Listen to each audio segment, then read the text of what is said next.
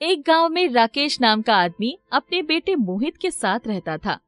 मोहित जब छोटा था तब उसकी माँ की बीमारी से मृत्यु हो गई थी और अब राकेश ही मोहित की देखभाल करता है। वो सब्जी बेचने का काम करता है और सब्जी बेचकर जो भी पैसे आता था उसी से वो अपना और मोहित का भरण पोषण करता है। बेटा, मैं सब्जी बेचने जा रहा हूँ। तुम आराम से पढ़ाई करो और हाँ, शैतानी मत करना और ना ही बाहर कहीं जाना। ठीक है पापा।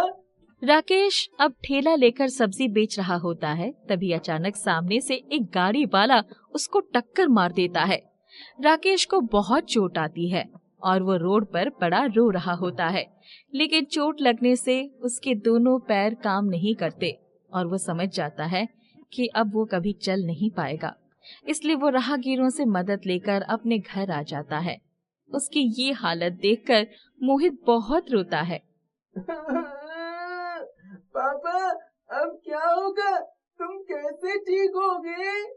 तुम चिंता मत करो बेटा, जाओ जाकर अपने चाचा को बुला लाओ। मोहित जाकर मनोज को बुला लाता है। मनोज राकेश की मदद करने से मना कर देता है और उससे चिल्लाते हुए कहता है, मैंने कोई धर्मशाला नहीं खोल रखी है, ना ही कोई अनाथ आश्रम चलाता हूँ जो तेरे जैसे अपाहिजों को देखूंगा। मेरी खुद की फैमिली का नहीं हो पाता, तेरा कहाँ से करूंगा? है? दोबारा मुझे मत बुलाना, समझा? तुझे शर्म नहीं आती? कम से कम अपने भतीजे को ही कुछ खाने को दे दे। कौन भतीजा? कैसा भतीजा? जब मेरा तुझसे कोई मतलब नहीं है तो तेरे बेटे से मेरा कोई मतलब नहीं है। और वैसे भी मैंने किसी का ठेका नहीं ले रखा है, समझा? दोबारा मुझे परेशान मत करना। आ गया बड़ा भाई बनने।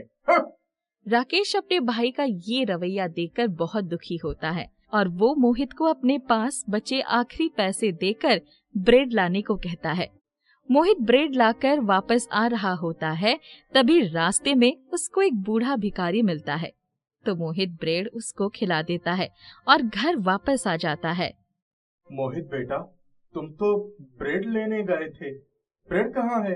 पापा, रास्ते में एक बहुत बूढ़ा भिखारी जो कि बहुत भूखा था, मैंने ब्रेड उसको खाने के लिए दे दी। वो बहुत भूखा था, वो बहुत खुश हुआ था। बेटा, तुमको पता था ना मेरे पास अब पैसे नहीं बचे हैं, अब तुम क्या खाओगे? और तुमको ये समझना चाहिए था कि हम कितने मजबूर हैं अभी। लेकिन पापा, आप ही तो हमेशा कहते हैं हमको गरीबों की मदद करनी चाहिए। हाँ बेटा, वो तो सही है, लेकिन अब हम लोग क्या खाएंगे? मोहित ये सुनकर उदास हो जाता है और दोनों भूखे ही सो जाते हैं। रात में राकेश को घर के आंगन से अजीब सी आवाज सुनाई देती है। राकेश मोहित को उठाता है तो देखता है कि आंगन में ब्रेड का ठेला खड़ा है। अब उन दोनों को कुछ समझ नहीं आता। तभी ब्रेड के ठेले से आवाज आती है, सुनो राकेश, आज जो तेरे बेटे ने एक गरीब बूढ़े की मदद की थी वो एक देव पुरुष था और उसके ही आदेश अनुसार मैं तुम्हारी सेवा में आया हूँ। मैं एक जादुई ब्रेड का उड़ने वाला ठेला हूँ और मैं तुम्हारी सारी बात मानूंगा। तुम सच कह रहे हो?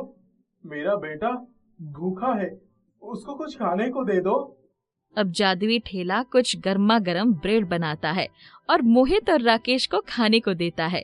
दोनों बहुत चाव से ब्रेड खाते हैं। तभी राकेश की नजर उसके पैरों पर पड़ती है, जो कि बिल्कुल ठीक हो गए होते हैं। तभी ठेला बोलता है, चौंको मत राकेश, अब तुम पूरी तरह से स्वस्थ हो और जो कोई भी मेरे जादुई ब्रेड खाएगा उसकी सारी बीमारियां दूर हो जाएंगी। ये सब सुनकर राकेश और मोहित दोनों बहुत खुश होते हैं। अब राकेश उस ठेले पर ब्रेड बेचने का काम करने लगता है और कभी कभी तो ठेला हवा में उड़कर ब्रेड बेचता है, जिससे गांव के सभी लोग इसको किसी चमत्कार से कम नहीं समझते। अब पूरे गांव के लोग उस जादुई ब्रेड के उड़ने वाले ठेले से ब्रेड लेकर खाते हैं और सबकी बीमारी ठीक हो जाती है। भैया, मैंने तुम्हारे जादुई ब्रेड के बहुत किस्से सुने हैं कि वो लोगों की बीमारियां दूर कर देते हैं। मेरी माँ पिछले 3 सालों से बिस्तर पर पड़ी है, क्या वो ठीक हो सकती है? ये लो भैया, ये ब्रेड ले जाकर अपनी माताजी को खिला देना, वो बिल्कुल स्वस्थ हो जाएंगी। अब राहगीर ऐसा ही करता है और 2 दिन बाद आकर राकेश को उसकी माँ बिल्कुल स्वस्थ हो गई है ये खबर सुनाता है। राकेश ये सुनकर बहुत खुश होता है। ये बात पूरे गांव में आग की तरह फैल जाती है। मनोज जब ये खबर सुनता है तो वो जादुई ब्रेड ठेला को चुराने के लिए रात में राकेश के घर पहुंचता है। अच्छा, तो ये है राकेश का जादुई ठेला। अब मैं इसको चुराकर अपने पास रख लूंगा, फिर मैं गांव का सबसे धनी आदमी बन जाऊंगा। ये सब मोहित देख लेता है और उसको अपने चाचा पर पहले से ही बहुत गुस्सा होती है। इसलिए वो जादुई ठेले से मनोज को मजा चखाने को कहता है। ठेला मनोज को अपने गर्म गर्म तवे पर ब्रेड की तरह सेंकने लगता है। तब मनोज की चीखने की आवाज सुनकर राकेश घर से बाहर आकर ये सब देखता है और मोहित को ऐसा ना करने के लिए कहता है। मोहित, ये तुम क्या कर रहे हो? पापा, ये चाचा ठेले को चुरा रहे थे, इसीलिए अब ठेला इनको सबक सिखा रहा है। नहीं बेटा, ये गलत है, छोड़ दो मनोज को। कोई इंसान तुम्हारे साथ गलत करे तो तुमको उसके जैसा नहीं बनना चाहिए, उसको जाने दो। मोहित अपने पिता का बात मानकर ठेले से मनोज को छोड़ने को कहता है। मनोज अब ठेले से बचकर अपनी जान बचाकर वहां से भाग जाता है और राकेश और मोहित अब अच्छे से अपने घर में रहते हैं और हर गरीब और लाचार की मदद भी किया करते थे। एक बार गांव में बारिश नहीं होती, जिससे सारे किसान बहुत परेशान होते हैं और मदद मांगने राकेश के घर जाते हैं। राकेश भैया, राकेश भैया, बाहर आओ, हमें तुम्हारी मदद चाहिए। क्या हुआ भाई, अचानक आप सब मेरे घर क्यों चले आए? राकेश भैया, इस बार बारिश नहीं हुई है और हमारी फसल सूख रही है। गांव में भी सूखे की नौबत आ गई है। अगर फसल नहीं हुई तो हम सब भूख से मर जाएंगे।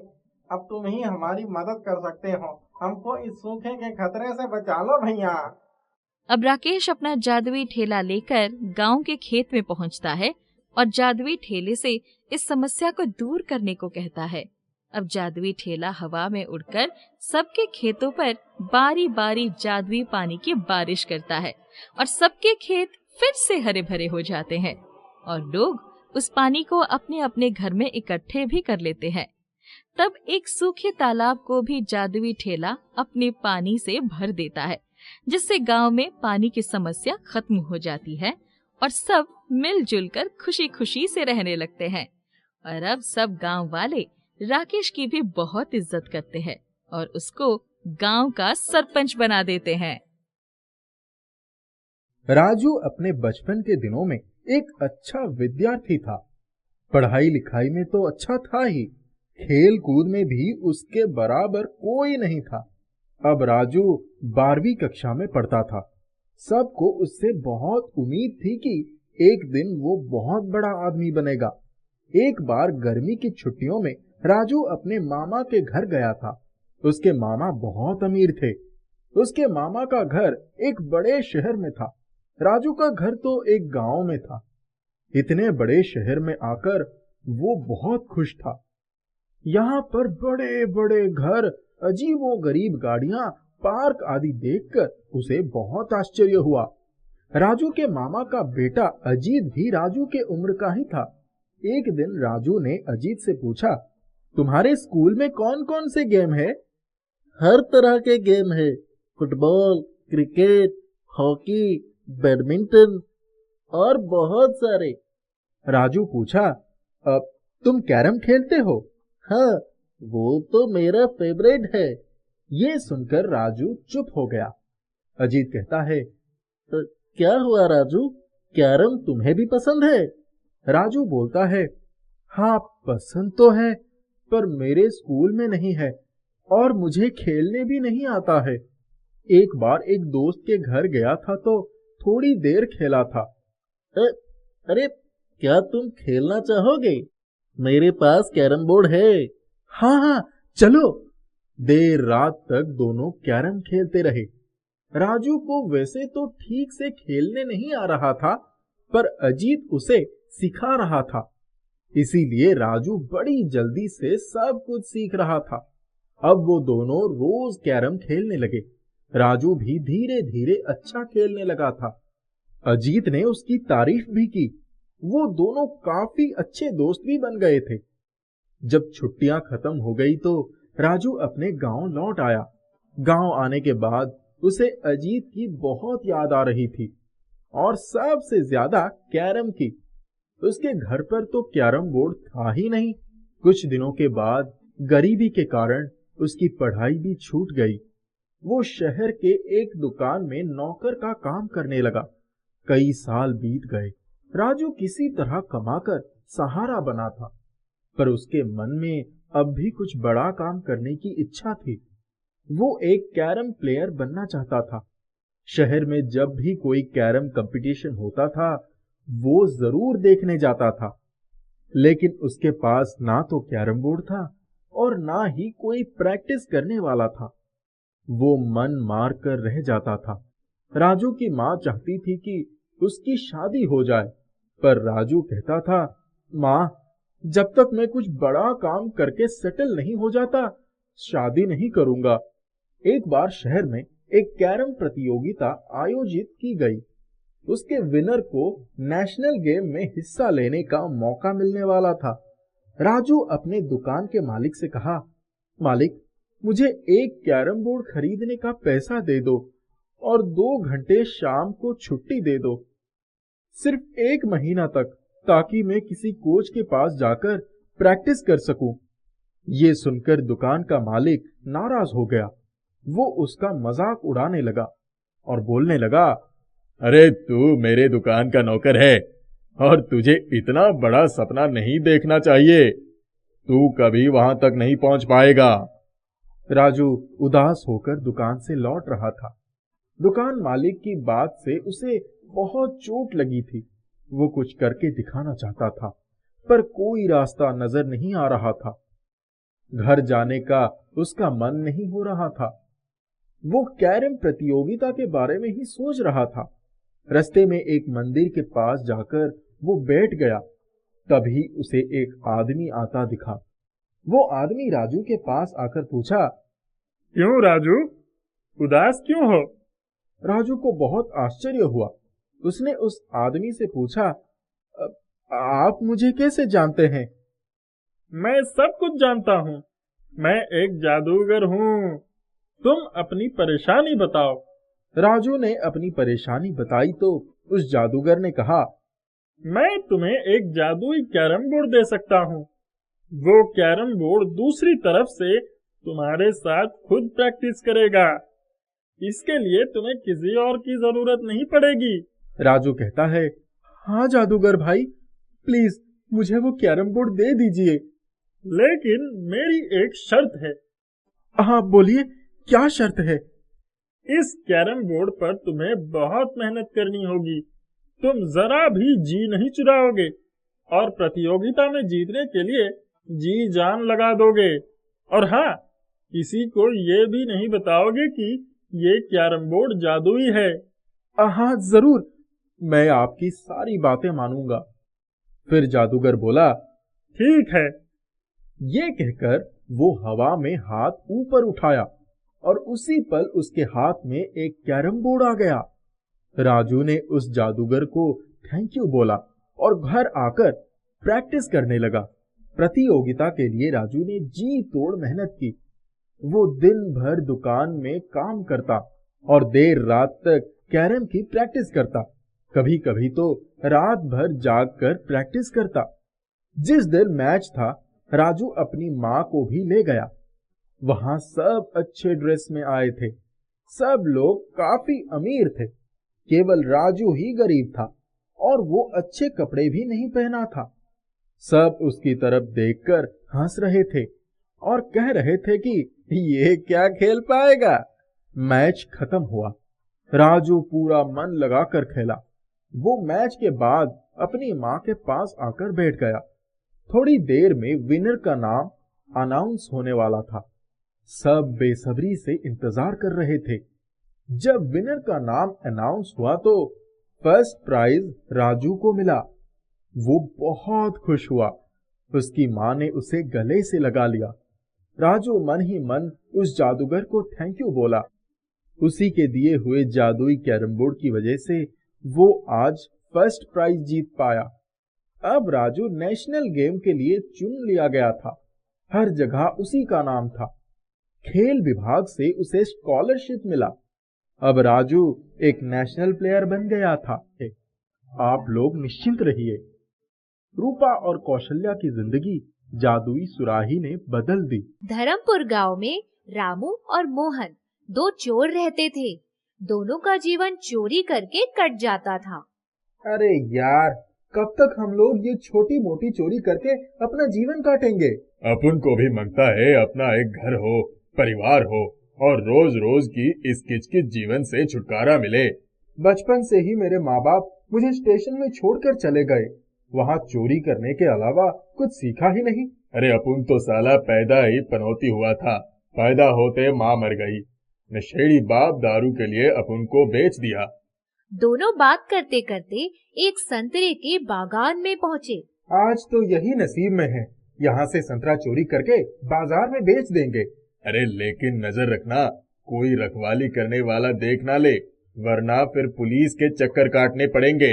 अपन नजर रखता है, तू जल्दी जल्दी संतरा तोड़ ले। रामू और मोहन संतरा तोड़कर ले जाने लगते हैं।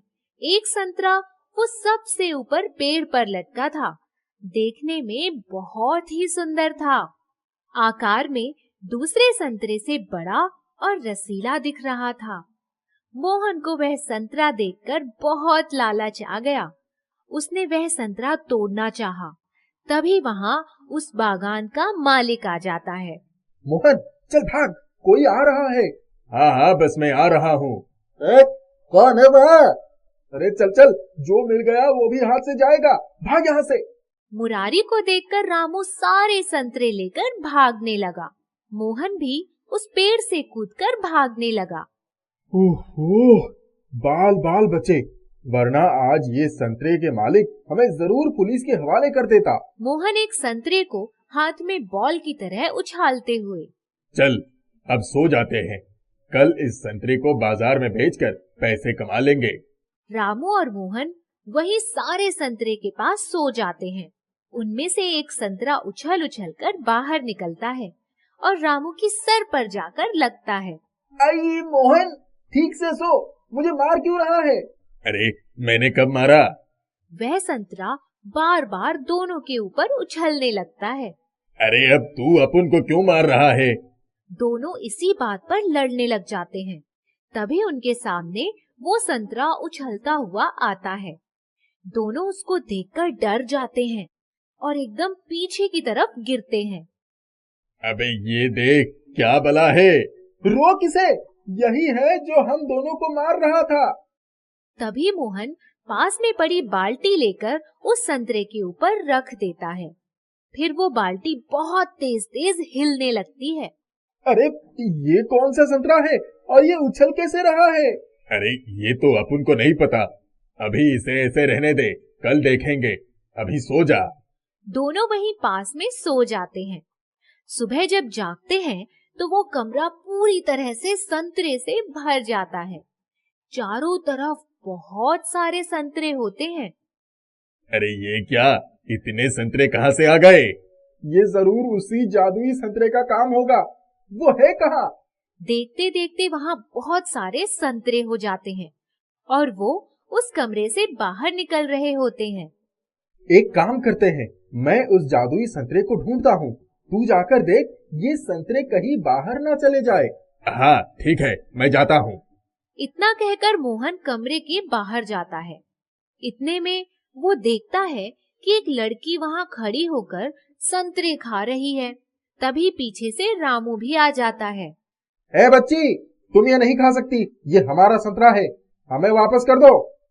मैं अनाथ हूँ, मुझे बहुत भूख लगी है, कई दिनों से मैंने कुछ नहीं खाया। मोहन रीता को गोद में उठा लेता है और उसे संतरे खाने देता है। दोनों रीता को अपने साथ लेकर घर में वापस आ जाते हैं और उसे पेट भर खाना खिलाते हैं। वह उसे बहन की तरह रखते हैं। तभी वो जादुई संतरा भी उछलता हुआ वहां आ जाता है और रामू उसे पकड़ लेता है। जब दोनों के पास बहुत सारे संतरे हो गए, वो उन्हें बेचकर अच्छे पैसे कमा लेते थे और उन्होंने अब चोरी का काम भी छोड़ दिया था। अब हमारे पास बहुत कुछ है, क्यों ना हम लोगों की मदद किया जाए। ठीक है, तुम सही कह रहे हो। अब दोनों मिलकर जरूरतमंद लोगों की मदद करने लगे। एक दिन उनके पास उनका पुराना दोस्त आता है।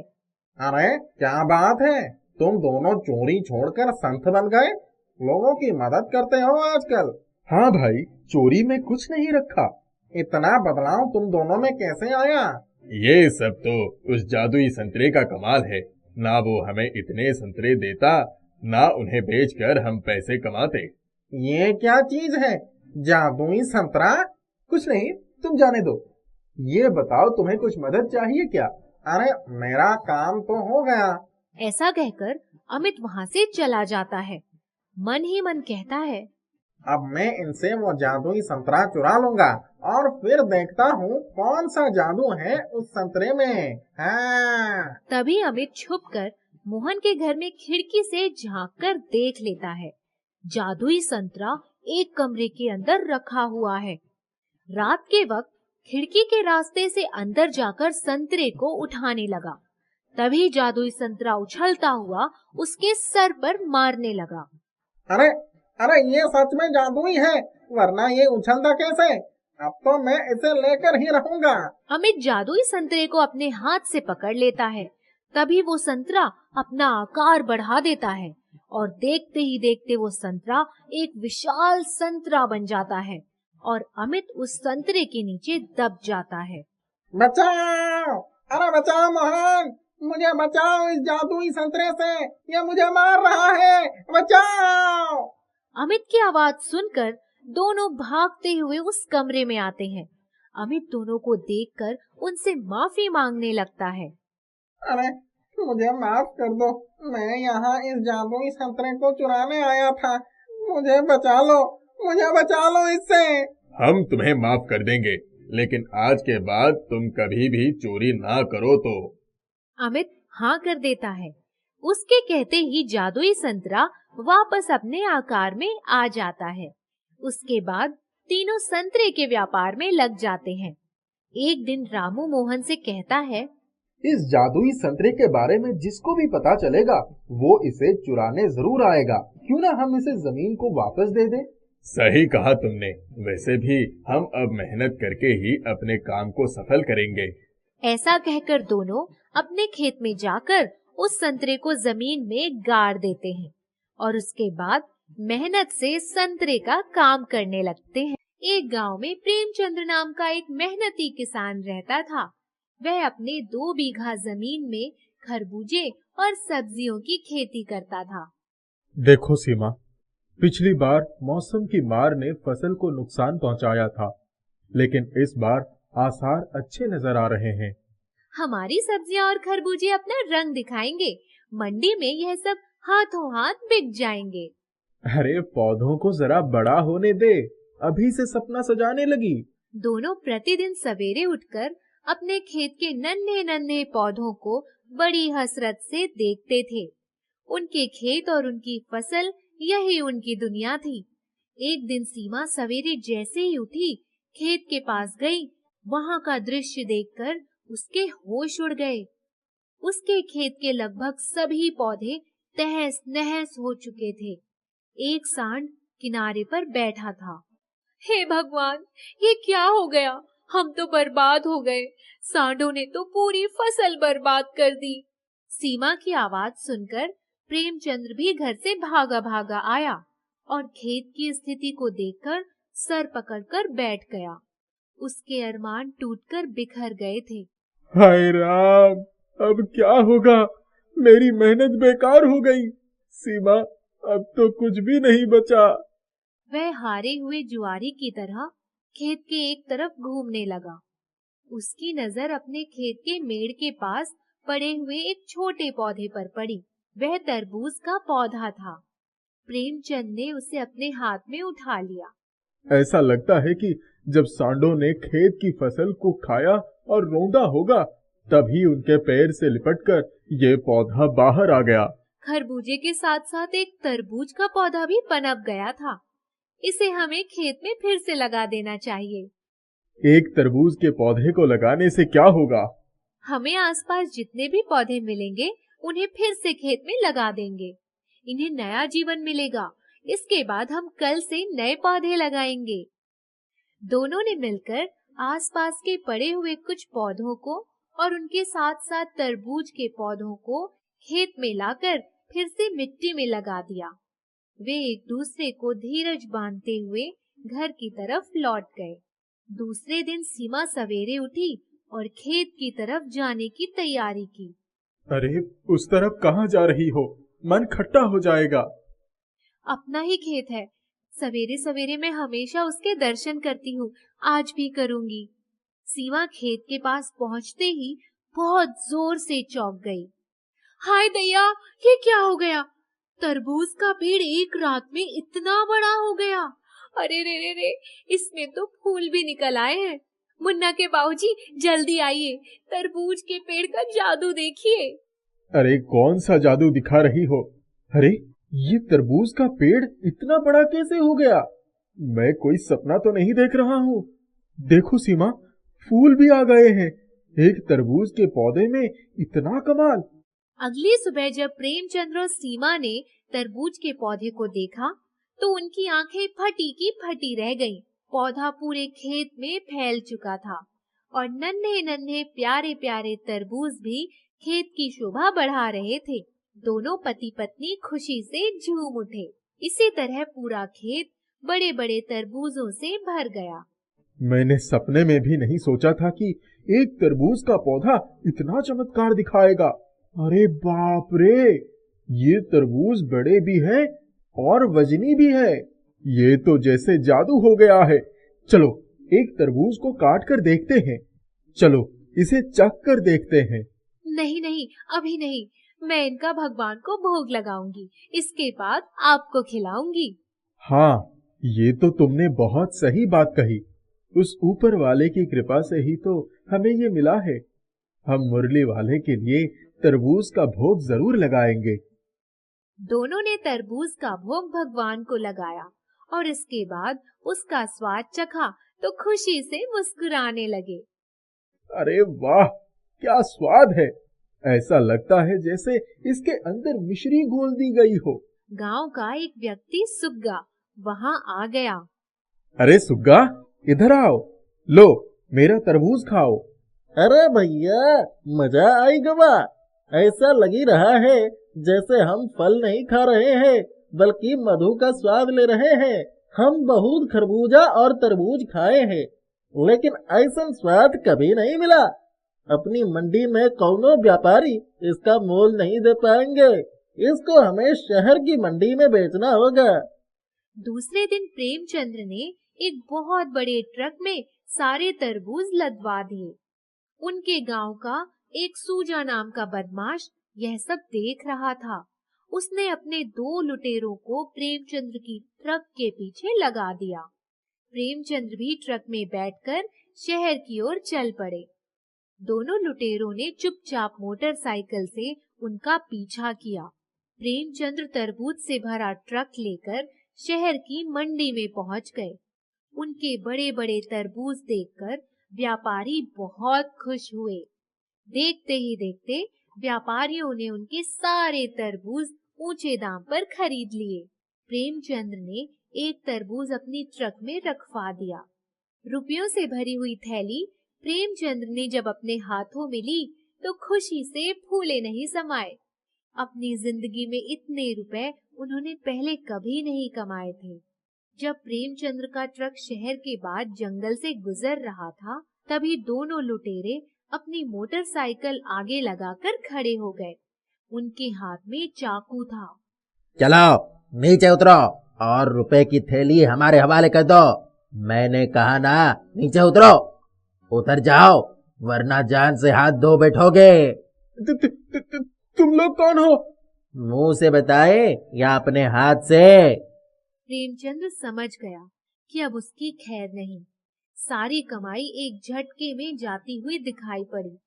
वह डर कर नीचे उतर गया।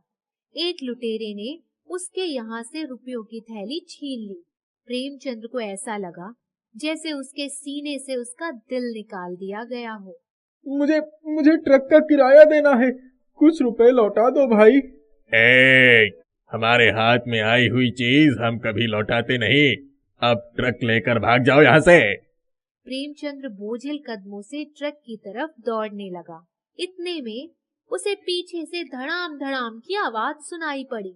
उसने मुड़कर देखा तो दो लुटेरे जमीन पर गिरकर छटपटा रहे थे। वह बहुत हैरान हो गया। मुझे बचाओ, अरे मत मारो, ये लो तुम्हारे रुपए, बचाओ।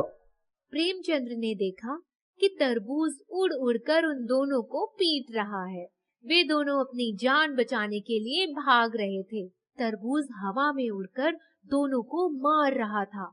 दोनों लुटेरों का बहुत बुरा हाल हो गया था। प्रेमचंद्र ने अपने रुपयों की थैली वापस ले ली। दोनों लुटेरे हाथ जोड़कर माफी मांगने लगे। प्रेमचंद्र ने तरबूज को इशारा किया और वह रुककर ट्रक में अपने स्थान पर जाकर बैठ गया। दोनों लुटेरे उठ भी नहीं पा रहे थे। प्रेमचंद्र घर पर पहुंच गया और उसने रुपए से भरी हुई थैली सीमा के हाथों पर रख दी। सीमा बहुत खुश हो गई। दोनों तरबूज को पकड़कर खुशी से लिपट गए। रामू सड़क के किनारे पर शीशम के पेड़ के नीचे सोता था। उसके बदन पर फटे पुराने कपड़े रहते थे। उसके ना खाने का ठिकाना ना पीने का। कोई दयावान आता और सड़क पर कंबल बांटकर चला जाता। वही उसकी अपनी संपत्ति थी। दर दर भटकते भटकते ही वह कब 15 साल का वहाँ का जवान हो गया, उसे खुद पता नहीं चला। वह कबाड़ खरीदने वाले बच्चों की संगत में रहकर दिन भर कबाड़ इकट्ठा करता और उसे एक बड़े कबाड़ी वाले की दुकान पर बेचकर जो भी पैसे मिलते उसी से खा पी लेता। लगातार बारिश की वजह से उसे 2 दिन से कुछ भी खाने को नहीं मिला था। रात से ही घनघोर बारिश हो रही थी। शीशम का पेड़ भी जोर जोर से हिल रहा था। वह कंबल ओढ़कर पेड़ से टिक कर बैठा पानी की गिरती बूंदों को निहार रहा था। तभी पेड़ से आवाज आई, रामू उठ और कहीं जाकर बैठ जा, मैं कब हवा के झोंकों से गिर जाऊं कोई ठिकाना नहीं। वह सहम कर पेड़ से और ज्यादा चिपक कर बैठ गया और बोला, नहीं नहीं, ऐसा मत कहो, तुम ही तो मेरे रक्षक हो। मेरा दूसरा कोई ठिकाना भी नहीं है। मैं तुम्हें छोड़कर कहीं नहीं जा सकता। तुम्हें कुछ नहीं होगा। सुबह हो गई थी। बारिश थम गई थी। ठंडी ठंडी हवाएं चलने लगी थी। रात भर जागने की वजह से रामू को नींद आ गई। थोड़ी देर बाद जब उसकी नींद खुली तो देखा पेड़ की डालियां उससे ऊपर झुकी हुई उसे थपकियां दे रही थी। अभी वह अपना बिस्तर समेट ही रहा था कि शीशम के पेड़ से आवाज आई, रामू तुम मेरी लकड़ियां काट लिया करो और उनसे छोटा छोटा सामान बनाकर बाजार में बेच दिया करो। रामू बोला, अगर मैं लकड़ियां काटूंगा तो लोग मुझे चोर समझेंगे। शीशम बोला, तुम रात को लकड़ियां काट लिया करो और दिन में सामान बना लिया करो। रामू बहुत खुश हुआ। उसने रात में लकड़ियां काट ली। कुछ लकड़ियां बाजार में बेचकर सामान बनाने का औजार ले आया और एक खुले मैदान में बैठकर उसने 2-3 पटरे बना डाले। उसके बाद एक बढ़ई के पास गया और उसको पटरा दिखाया। बढ़ई ने जैसे ही देखा कि ये शीशम की लकड़ी है, उसने रामू को अच्छे पैसे देकर पटरा खरीद लिया और बोला, तुम मुझे 5 पटरा रोज दे सकते हो। रामू खुश हो गया। उसने कहा, ठीक है, मैं कोशिश करूंगा। उन पैसों से पहले उसने थोड़ी सी खाद खरीद ली और एक फावड़ा खरीदा। फिर शीशम के नीचे खुदाई करके खाद डाली और बोला, अब तो तुम्हारी जड़ें मजबूत हो जाएंगी ना। आज मैं तुम्हारी वजह से पूरा खाना खाऊंगा। देखो मैं क्या क्या लाया हूँ, तुम भी खाओगे? शीशम का पेड़ बोला, नहीं, मुझे तो तुमने खाना खिला दिया, अब तुम खा लो। रामू ने खाना खाया और अपनी चादर बिछाकर सो गया। आधी रात को उठकर लकड़ियां काट ली। तब तक सुबह हो गई थी। उसने मैदान में जाकर पटरे बनाने शुरू कर दिए। शाम हो गई थी। अंधेरा घिर गया था। फिर भी वह 5 पटरे बनाकर बढ़ई के पास जाकर दे आया और पैसे लेकर अपने लिए दुकान से कुछ कपड़े खरीदे और पेड़ के पास आया। कुछ ही दिनों में उसके पास इतने पैसे हो गए कि उसने अपने लिए एक छोटा सा घर ले लिया। धीरे धीरे 1 साल बीत गया। एक दिन बढ़ई ने सोचा, आखिर ये कहाँ से इतनी अच्छी लकड़ियाँ लाता है, मुझे पता करना होगा। उसको पैसे देने के बाद वह उसके पीछे पीछे गया और उसके घर के बाहर छुपकर बैठ गया। आधी रात को रामू जब अपना सामान लेकर निकला तो बढ़ई उसके पीछे पीछे गया। उसने देखा कि वह शीशम की लकड़ियां काट रहा है। बढ़ई दूसरे दिन शीशम के पास गया और जैसे ही उसने अपनी कुल्हाड़ी पेड़ पर चलाई, पेड़ से खून की धारा बह निकली। बढ़ई ये देखकर घबरा गया और वहां से भाग गया। लेकिन वह जहां जहां जा रहा था, उसके खून से डूबे पैरों के निशान पड़ते जा रहे थे। वह जैसे ही अपने घर में घुसा, तभी दरवाजे पर दस्तक हुई। उसने दरवाजा खोला तो एक पुलिस वाला खड़ा था। उसने तुरंत उसके हाथों में हथकड़ी पहनाई और बोला, किसका खून करके आ रहे हो? चलो पुलिस स्टेशन। अरे मेरे माई बाप, मैंने किसी का खून नहीं किया, मैं तो बस पेड़ से लकड़ियाँ काट रहा था। लेकिन पुलिस वाले ने उसकी एक ना सुनी और उसे ले जाकर बंद कर दिया। जब रात को रामू आया तब पेड़ की जड़ों में खून गिरा देखकर बहुत दुखी हो गया। उसने पहले जड़ों से खून साफ किया, फिर उसमें थोड़ी खाद डाली और बोला, अरे किसने तुम्हारा ये हाल किया? पेड़ बोला, वही जिसको तुम अपनी लकड़ियां बेचते हो। रामू ने कहा, मैं आज से उसको अपनी लकड़ियां नहीं बेचूंगा, मुझे बहुत से ग्राहक मिलेंगे। पेड़ बोला, अब उसकी जरूरत नहीं है, वो पुलिस थाने में है। रामू पेड़ से लिपट गया और बोला, अब मैं भी तुम्हारी लकड़ियां नहीं काटूंगा। अब तुम्हारी दया से मेरे पास इतने पैसे हो गए हैं कि मैं दूसरा कोई काम कर लूंगा, लेकिन मैं तुम्हारे पास रोज आऊंगा। शीशम के पेड़ ने कहा, तुम इस शीशम की ढेर सारी लकड़ियां ले जाओ और उन्हें जंगल में लगा दो। कुछ ही दिनों में वे पेड़ बन जाएंगे। मैं भी अब वहीं रहूंगा। यहाँ मेरा रहना मुमकिन नहीं है। चारों तरफ मोटर गाड़ियों का शोर और धुएं में मेरा दम घुटता है। जो आता है वहीं यहाँ कूड़ा फेंक कर चला जाता है। रामू पेड़ की बातें सुनकर हैरान हो गया। उसने वैसा ही किया। जंगल में लगाई हुई डालियां 1 हफ्ते में पेड़ बन गई और रामू को अब लकड़ियों की कोई कमी नहीं रही। अब वह एक बड़ा व्यापारी बन गया था। उसने बहुत सारा धन कमाया और बहुत सारे शीशम के पेड़ लगवाए।